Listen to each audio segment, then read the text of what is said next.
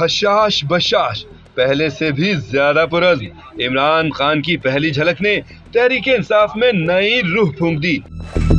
मुर्शद को लाइव देखकर पीटीआई के कारकुन झूम उठे।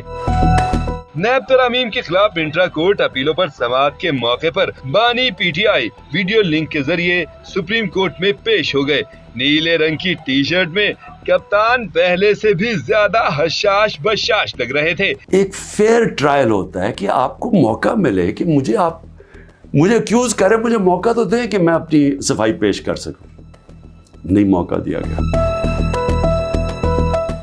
अपने आखिरी पैगाम में उन्होंने अपने केसेस की तफसीलात से भी आगाह किया था। 5 अगस्त 2023 किसी भी मीडिया प्लेटफॉर्म पर आखिरी दफा सामने आने के 2 दिन बाद उन्हें जमान पाक से गिरफ्तार कर लिया गया। बानी पीटीआई को लाहौर से अटक जेल मुंतकिल किया गया।